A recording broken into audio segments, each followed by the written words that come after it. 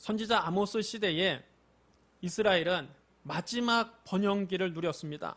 당시 왕이었던 여로보암 2세는 하맛 어귀에서부터 아라바 바다까지 영토를 회복했습니다. 이는 솔로몬 시대에 버금가는 영토입니다. 이스라엘의 마지막 전성기가 온 것입니다. 경제적으로도 번영했습니다. 하지만 이런 물질적인 풍요는 영적으로 심각한 부패와 타락을 가져왔습니다. 당시의 특권층들은 겨울궁과 여름궁을 따로 두고 또 상하로 만든 침대에 누워서 잤습니다. 그들은 지나치게 사치스러운 생활을 했습니다. 그러면서도 힘없는 자들을 짓밟고 그들에게 부당한 세를 거두었습니다. 그들은 신 한 켤레를 받고 가난한 자를 종으로 팔았습니다. 나시리는 본래 포도주와 독주를 멀리하고 삭도를 그 머리에 대지 않고 자기 몸을 거룩하게 구별하기로 서운한 사람인데 그들은 나시린들에게 포도주를 마시게 했습니다. 선지자들은 예언하지 못하게 했습니다. 그들은 성적으로도 타락했습니다. 아버지와 아들이 한 여인과 쾌락을 즐겼습니다. 이 하나님께서 양을 돌보는 목자요 뽕나무를 재배하는 자 아모스를 데려다가 이스라엘에게 예언하게 하십니다. 여호와께서 이와 같이 말씀하시되 이스라엘의 서너 가지 죄로 말미암아 내가 그 벌을 돌이키지 아니하리니 이는 그들이 은을 받고 의인을 팔며 신 한 켤레를 받고 가난한 자를 팔며 힘없는 자의 머리를 티끌 먼지 속에 발로 밟고 연약한 자의 길을 굽게 하며 아버지와 아들이 한 젊은 여인에게 다녀서 내 거룩한 이름을 더럽히며 모든 제단 옆에서 전당 잡은 옷 위에 누우며 그들의 신전에서 벌금으로 얻은 포도주를 마심이니라.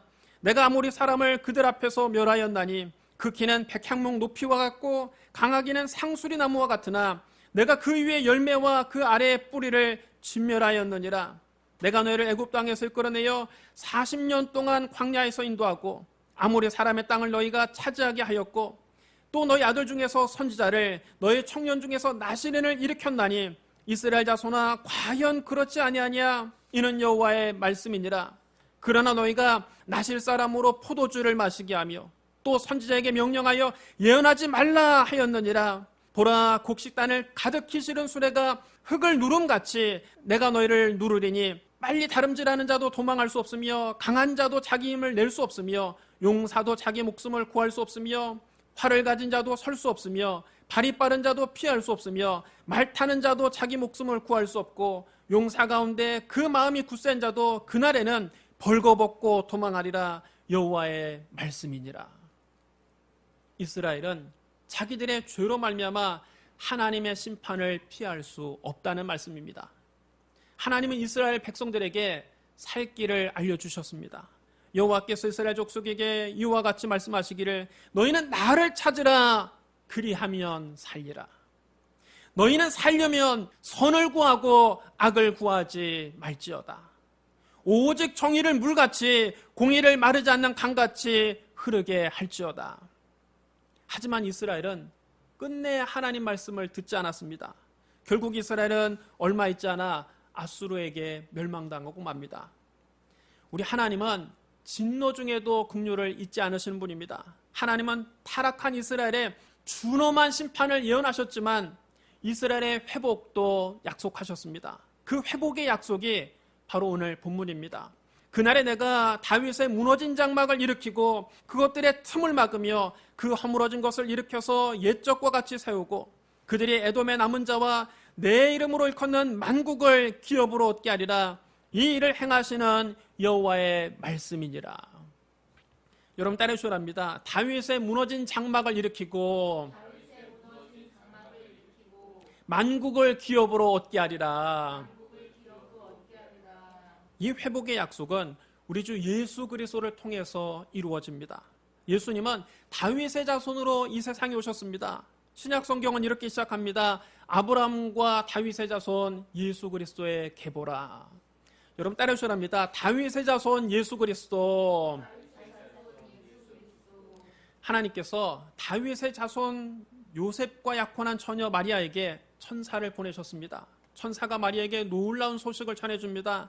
마리아여 무서워하지 말라. 네가 하나님께 은혜를 입었느니라. 보라 네가 잉태하여 아들을 낳으리니 그 이름을 예수라 하라. 그가 큰 자가 되고 지극히 높으신 이의 아들이라 일컬어질 것이요 주 하나님께서 그 조상 다윗의 왕위를 그에게 주시리니 영원히 야곱의 집을 왕으로 다스리실 것이며 그 나라가 무궁하리라. 여러분 따라해 주셔야 합니다. 주 하나님께서 그 조상 다윗의 왕위를 그에게 주시리니. 예수님께서 십자가에 못 박혀 죽으실 때 그 머리 위에는 이는 유대인의 왕 예수라는 죄패가 붙였습니다. 예수님의 죽음으로써 다윗의 장막은 완전히 무너진 줄 알았습니다. 그러나 예수님은 장사한 지 사흘 만에 죽은 자 가운데서 다시 살아나셨습니다. 예수님께서 죽음을 이기고 부활하심으로 아모스를 통해서 주신 하나님의 약속은 성취됐습니다. 여러분 따라해 주셔야 합니다. 내가 다윗의 무너진 장막을 일으키고, 하나님께서 다윗의 무너진 장막을 그리스도의 부활을 통해서 완전히 일으키신 것입니다. 부활하신 예수님은 제자들에게 마지막으로 이 말씀을 남기셨습니다. 너희는 가서 모든 민족을 제자로 삼아 아버지와 아들과 성령의 이름으로 세례를 베풀고 내가 너에게 분부한 모든 것을 가르쳐 지키게 하라. 볼지어다 내가 세상 끝날까지 너희와 항상 함께 있으리라. 오직 성령이 너희에게 마시면 너희가 권능을 받고 예루살렘과 온 유대와 사마리아와 땅끝까지 이르러 내 증인이 되리라. 120명의 제자들이 이 예수님의 말씀을 듣고서 마가의 다락방에 모여 오로지 기도하기에 힘썼습니다. 오순절날 이르자 호련히 하늘로부터 급하고 강한 바람 같은 소리가 있어 그들이 앉은 온 집에 가득했습니다. 마치 불의 혀같이 갈라지는 것들이 그들에게 보여 각 사람 위에 하나씩 임하여 있더니 그들이 다 성령의 충만함을 받고 성령의 말하게 하심을 따라 다른 언어들로 말하기 시작했습니다. 오순절날 성령 받은 제자들은 담대한 그리스도의 증인이 됐습니다. 흩어진 초대교회 성도들은 가는 곳마다 예수 그리스도의 십자가와 부활을 전했습니다. 그래서 많은 이방인이 예수 그리스도를 믿고 구원받게 됐습니다. 그런데 몇몇 유대인들은 이방인들도 구원을 받으려면 할례를 받고 모세의 율법을 지켜야 한다고 주장했습니다. 그들은 예수 믿고 기독교인이 됐으면서도 아직도 유대의 관습에서 벗어나지 못했습니다. 이 문제 때문에 초대교회는 큰 혼란을 겪게 되었고 이 문제를 해결하기 위해서 예루살렘에서 총회가 열렸습니다. 총회에서는 많은 변론이 오갔습니다. 많은 토론이 있은 후에 베드로가 일어나 말했습니다. 형제들아 너희도 알거니와 하나님이 이방인들로 내 입에서 복음의 말씀을 들어 믿게 하시려고 오래전부터 너희 가운데서 나를 택하시고 또 마음을 아시는 하나님이 우리에게와 같이 그들에게도 성령을 주어 증언하시고 믿음으로 그들의 마음을 깨끗하게 하사 그들이나 우리나 차별하지 아니하셨느니라. 베드로는 고넬료의 집에 가서 복음을 전한 적이 있습니다. 고넬료는 가이사랴에 주둔하고 있는 로마 군대의 백부장입니다. 그는 이방인이었지만 온 가족과 더불어 하나님을 경외하고 가난한 유대 백성들을 많이 구제하고 항상 하나님께 기도하는 경건한 사람이었습니다. 하루는 오후 3시 기도 시간에 그가 환상 가운데 하나님의 천사를 보았습니다. 천사가 고넬료에게 나타나 그를 불렀습니다. 고넬료야. 그는 천사를 보고 두려워서 물었습니다. 주여 무슨 일이니까? 그때 천사가 고넬료에게 이렇게 말합니다. 네 기도와 구제가 하나님 앞에 상달되어 기억하신 바 되었나니 네가 지금 사람들을 요바에 보내어 베드로라는 시몬을 청하라. 그는 무두장이 시몬의 집에 유숙하니 그 집은 해변에 있느니라. 고넬료가 이 천사의 말을 듣고 즉시 하인 2사람과 자기 부하 가운데 경건한 사람 하나를 불러서 이 모든 일을 설명하고 그들을 요바에 있는 피역업자 시몬의 집에 보냈습니다. 이튿날 낮 12시쯤 그들이 요바에 가까이 갔을 때 베드로는 기도하기 위해서 옥상에 올라갔습니다. 그는 몹시 배가 고파서 무언가를 좀 먹고 싶었습니다.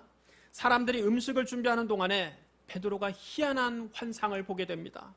하늘이 열리고 큰 보자기 같은 그릇이 4귀퉁이가 끈에 매달려서 땅에 내려왔는데 그 그릇 안에는 온갖 4발 달린 짐승과 땅에 기어다니는 것과 공중의 새들이 들어있었습니다. 모세 율법에 따르면 이런 것들은 먹어서는 안 되는 부정한 음식이었습니다. 그때 한 음성이 들렸습니다. 베드로야 일어나 잡아 먹으라. 베드로가 소스라치게 놀라며 대답했습니다. 주여 그럴 수 없나이다. 속되고 깨끗하지 아니한 것을 내가 결코 먹지 아니하였나이다. 그랬더니 두 번째 음성이 들렸습니다. 하나님께서 깨끗하게 하신 것을 네가 속되다 하지 말라. 이런 일이 3번 있은 후에 그 보자기 같은 그릇은 하늘로 올라갔습니다. 베드로는 자기가 본 환상이 무슨 뜻인지 몰라서 궁금했습니다. 그가 속으로 어리둥절하고 있는데 때마침 고넬료가 보낸 사람들이 무주장이 시몬의 집에 도착했습니다. 그들이 밖에 서서 큰 소리로 문을 두드리며 물었습니다. 베드로라 하는 시몬이 여기 묵고 계십니까? 베드로가 아직 그 환상에 대해서 곰곰이 생각하고 있는데 성령님께서 그에게 말씀하셨습니다. 2 사람이 너를 찾으니 일어나 내려가 의심하지 말고 그들과 함께 가라. 내가 그들을 보내었느니라. 베드로는 성령님의 음성을 듣고 그들에게 내려가 물었습니다. 내가 곧 너희가 찾는 사람인데 너희가 무슨 일로 왔느냐? 우리는 고넬료라고 하는 백부장이 보내서 왔습니다. 그는 의로운 사람이요 하나님을 두려워하는 사람입니다. 그는 온 유대 백성에게 존경을 받는 분입니다. 그가 선생님을 집에 모셔다 하나님의 말씀을 들으라는 천사의 지시를 받고 우리를 보내셨습니다. 베드로는 그들을 크게 환영하고 집으로 불러들여서 하룻밤을 묵게 했습니다. 이튿날 베드로는 그들과 함께 떠났는데 욥바에 사는 몇 사람도 베드로를 따라갔습니다. 그 다음날 그들이 가이사랴에 도착했을 때 고넬료는 자기 친척과 가까운 친구들을 불러놓고 베드로를 기다리고 있었습니다. 베드로가 고넬료와 말하면서 집으로 들어가서 많은 사람이 모이는 것을 보고 그에게 말했습니다. 유대인으로서 이방인과 교제하며 가까이 하는 것은 위법인 줄을 너희도 알거니와 하나님께서 내게 지시하사 아무도 속되다 하거나 깨끗하지 않다 하지 말라 하시기로 부름을 사용하지 아니하고 왔노라. 묻노니 무슨 일로 나를 불렀느냐? 당시 유대인들은 이방인과 사귀는 것이 율법에 어긋나는 일이었습니다. 그런 하나님은 베드로에게 보자기 환상을 보여주시며 보자기 속에 있는 부정한 짐승들을 잡아먹으라 말씀하셨습니다. 처음에는 베드로가 이 환상이 무슨 뜻인지 몰랐으나 성령님의 음성을 듣고 나서 어떤 사람이라도 속되거나 깨끗하지 않다고 해서는 안 된다는 것을 깨달았습니다. 유대인들은 거룩하고 이방인은 부정하다. 이것은 편견입니다. 하나님에게는 이런 편견이 없으시다는 겁니다. 그래서 베드로가 이방인의 부름에도 사용하지 않고 찾아왔다는 것입니다. 고넬료는 자기가 본 환상에 대해서 베드로에게 소상하게 얘기했습니다. 고넬료의 말을 다 듣고 베드로가 감탄하며 말했습니다. 내가 참으로 하나님은 사람의 외모를 보지 아니하시고 각 나라 중 하나님을 경외하며 의를 행하는 사람은 다 받으시는 줄 깨달았도다. 하나님은 유대인이라고 해서 우대하시고 이방인이라고 해서 천대하지 않으십니다. 하나님은 사람의 외모를 보지 아니하시고 하나님을 경외하며 의를 행하는 사람은 다 받아주십니다. 베드로는 고넬료의 가정에 모인 사람들에게 입을 열어 설교했습니다. 하나님의 나사렛 예수에게 성령과 능력을 기름 붓듯 하셨음에 그가 두루 다니시며 선한 일을 행하시고 마귀에게 눌린 모든 사람을 고치셨으니 이는 하나님이 함께 하셨습니다. 우리는 유대인 땅과 예루살렘에서 그가 행하신 모든 일의 증인이라. 그들이 나무에 달아 죽였으나 하나님이 사흘 만에 다시 살리사 나타내시되 모든 백성에게 하신 것이 아니요 오직 미리 택하신 증인 곧 죽은 자 가운데서 부활하신 후 그를 모시고 음식을 먹은 우리에게 하신 것이라. 우리에게 명하사 백성에게 전도하되 하나님이 살아있는 자와 죽은 자의 재판장으로 정하신 자가 곧 이 사람이신 것을 증언하게 하셨고 그에 대하여 모든 선지자도 증언하되 그를 믿는 사람들이 다 그의 이름을 힘입어 죄사함을 받는다 하였느니라. 베드로가 고넬료의 가정에서 전한 것은 다름 아닌 예수 그리스도였습니다. 그의 설교가 채 끝나기도 전에 말씀을 듣는 모든 사람에게 성령님이 임하셨습니다. 하나님께서 이방인들에게도 성령을 부어주신 것입니다. 베드로와 함께 왔던 유대인 신자들은 이방인들에게 성령이 임하시는 것을 보고 놀라지 않을 수 없었습니다. 그들은 할례 받은 유대인들만 하나님의 선민인 줄 알았는데 할례도 받지 않은 이방인들이 방언을 말하고 하나님을 찬양했기 때문입니다. 오순절날 마가의 다락방에서 120명의 제자들이 성령 세례를 받을 때와 똑같은 현상이 이방인들에게도 나타났습니다. 그 광경을 보고 베드로가 말했습니다. 이 사람들이 우리와 같이 성령을 받았으니 누가 능히 물로 세례 베품을 그 말이요 예수 그리스도의 이름으로 세례를 베풀라. 그날 베드로는 예수 그리스도의 이름으로 세례를 받은 이방인들을 모두 교회의 형제로 받아주었습니다. 고넬료의 집에 모인 사람들은 모두 이방인들입니다. 그들은 할례도 받지 않았고 모세 율법도 잘 몰랐습니다. 그런데 하나님은 그런 이방인들에게 성령을 주셨습니다. 이는 하나님의 구원이 할례나 모세 율법과는 아무 상관이 없음을 보여주는 결정적인 증거입니다. 고넬료의 집에 모인 사람들은 할례를 받고 모세 율법을 다 지켜서 구원받은 것이 아니라 예수 그리스도를 믿음으로 구원받았습니다. 베드로는 그때 이를 회상한 뒤에 예루살렘 총회에서 힘주어 말했습니다. 그런데 지금 너희가 어찌하여 하나님을 시험하여 우리 조상과 우리도 능히 매지 못했던 멍에를 제자들의 목에 두려 하느냐? 그러나 우리는 그들이 우리와 동일하게 주 예수의 은혜로 구원받은 줄을 믿노라. 구약의 율법은 무려 613가지나 됩니다. 이 많은 율법은 유대인들도 능히 매지 못했던 멍에입니다. 유대인들도 율법을 완전하게 지키지 못했고 율법을 통해서는 구원받을 수 있는 사람이 없습니다. 유대인이나 이방인이나 동일하게 오직 주 예수의 은혜로만 구원받는 겁니다. 죄의 삭은 사망입니다. 죄값은 죽음으로만 치를 수 있습니다. 그런데 예수님께서 나의 모든 죄를 대신 짊어지고 나 대신 십자가에서 피 흘려 죽으셨습니다. 예수님께서 십자가에서 나의 죄값을 다 대신 치르신 것입니다. 십자가에서 죽으시고 부활하신 주 예수 그리스도의 은혜가 아니면 우리는 구원받을 길이 없습니다. 나의 죄를 씻기는 예수의 피밖에 없습니다. 다시 정케하기도 예수의 피밖에 없습니다. 나는 아무 공로 없습니다. 구원의 길은 오직 예수 그리스도밖에 없습니다. 우리는 할례를 받고 모세율법을 다 지켜서 구원받은 것이 아니라 오직 주 예수 그리스도의 은혜로 구원받은 줄을 믿으시기를 주님의 이름으로 축복합니다. 베드로의 말은 그 예루살렘 총회에서 좌중을 압도했습니다. 예루살렘 총회에 모인 사람들은 베드로의 말을 듣고 조용해졌습니다. 이렇게 차분해진 분위기 속에서 바나바와 바울이 제1차 선교여행 때 하나님께서 이방인들에게 행하신 표적과 기사를 생생하게 간증했습니다. 바울과 바나바는 선교를 하면서 많은 환난을 겪었지만 그런 가운데서도 하나님께서 놀라운 표적과 기사를 행하셔서 이방인들이 구원받는 것을 직접 목격했습니다. 바울과 바나바가 1차 선교여행에서 복음을 전했던 소아시아 지역 이방인들은 모두 할례를 받지도 않았고 또 모세 율법이 뭔지도 잘 몰랐습니다. 그런 이방인들에게도 하나님의 놀라운 표적과 기사가 나타났고 그들은 예수 그리스도를 믿음으로 구원받았습니다. 사람들은 바나바와 바울이 말하는 것을 가만히 들었습니다. 이방인들에게도 하나님의 구원이 임하였다는 것은 이제 부인할 수 없는 팩트였기 때문입니다. 이방인들은 할례를 받고 율법을 다 지켜서 구원받은 것이 아니라 오직 주 예수 그리스도의 은혜로 구원받았습니다. 사도 바울은 훗날 갈라디아서 이렇게 말합니다. 그리스도께서 우리를 자유롭게 하려고 자유를 주셨으니 그러므로 굳건하게 서서 다시는 종의 멍에를 매지 말라. 보라, 나 바울은 너희에게 말하노니 너희가 만일 할례를 받으면 그리스도께서 너희에게 아무 유익이 없으리라.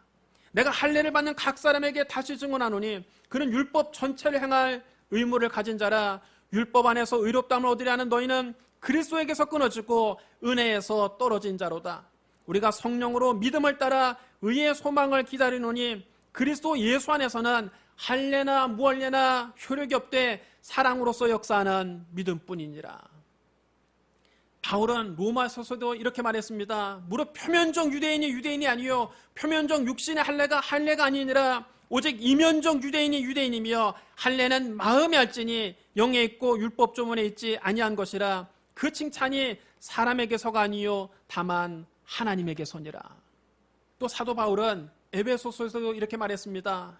너희는 그 은혜에 의하여 믿음으로 말미암아 구원을 받았나니 이것은 너희에게서 난 것이 아니요 하나님의 선물이라. 행위에서 난 것이 아니니 이는 누구든지 자랑하지 못하게 하려 함이라.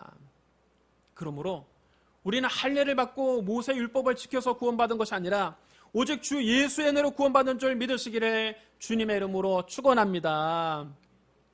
바나바와 바울의 간증이 끝나자 마지막으로 야고보가 입을 열었습니다. 이때 말한 야고보는 예수님의 동생입니다. 주의 형제 야고보는 예수님께서 갈릴리에서 사역하실 때는 주님을 믿지 않았지만 십자가와 부활을 목격한 후에는 주님의 신실한 제자가 되었습니다. 다른 사도들이 선교하기 위해서 다 예루살렘을 떠나자 야고보가 예루살렘 교회의 최고 지도자가 됐습니다. 예루살렘 총회가 열렸을 때 야고보가 그 회의의 의장을 맡았습니다. 야고보는 오늘 본문인 아모스 9장 11절로 12절 말씀을 인용해서 이렇게 말합니다. 형제들아, 내 말을 들으라. 하나님이 처음으로 이방인 중에서 자기 이름을 위할 백성을 취하시려고 그들을 돌보신 것을 시므온 곧 시몬 베드로가 말하였으니 선지자들의 말씀이 이와 일치하도다. 기록된 바 이후에 내가 돌아와서 다윗의 무너진 장막을 다시 지으며 또 그 허물어진 것을 다시 지어 일으키리니 이는 그 남은 사람들과 내 이름으로 일컬음을 받는 모든 이방인들로 주를 찾게 하려 함이라 하셨으니 즉 예로부터 이것을 알게 하시는 주의 말씀이라 함과 같으니라. 여러분 따르셔야 합니다. 모든 이방인들로 주를 찾게 하려 함이라. 야고보는 이방인이 하나님의 백성에 포함될 때가 이제 이르렀다는 시몬 베드로의 의견이 구약 성경의 예언과 일치한다고 선언했습니다. 그러므로 이방인들이 할례를 받고 모세율법을 다 지켜야 구원받는 것이 아니라 오직 주 예수 그리스도의 은혜로 구원받는다고 결론을 내렸습니다. 사랑하는 성도 여러분, 하나님은 선지자 아모스의 입을 통해 다윗의 무너진 장막을 일으키시고 만국을 기업으로 얻게 하시겠다고 약속하셨습니다. 다윗의 자손으로 오신 예수 그리스도께서 십자가에 못 박혀 죽으시고 부활하심으로 다윗의 무너진 장막을 일으키셨습니다. 예수님의 부활을 목격한 제자들이 예루살렘과 온 유대와 사마리아와 땅끝까지로 복음을 전하자 만국의 이방인들이 주를 찾게 되었습니다. 아모스를 통해서 하나님이 주신 약속이 예수 그리스도를 통해서 성취된 것입니다. 모든 성경은 예수로 통합니다. 모든 성경은 우리 주 예수 그리스도를 가리키고 있습니다. 우리 주 예수 그리스도를 믿음으로 말미암아 구원받는다는 것이 성경이 우리에게 전하는 복음입니다. 그러므로 오직 예수 그리스도를 바라보고 오직 예수 그리스도를 믿고 오직 예수 그리스도를 의지하고 오직 예수 그리스도만 전하는 저와 여러분 되시기를 주님의 이름으로 축원합니다. 우리 기도하겠습니다. 사랑과 은혜가 풍성하신 하나님 아버지, 예수님께서 십자가에 못 박혀 죽으시고 부활하심으로 다윗의 무너진 장막을 일으켜 주시니 감사합니다. 이 십자가 복음이 만국에 전파되어 우리 같은 이방인이 하나님의 자녀가 되게 하여 주시니 감사합니다. 우리를 위해서 십자가에서 죽으시고 우리를 위해 부활하신 예수님을 우리의 구주로 모셔드립니다.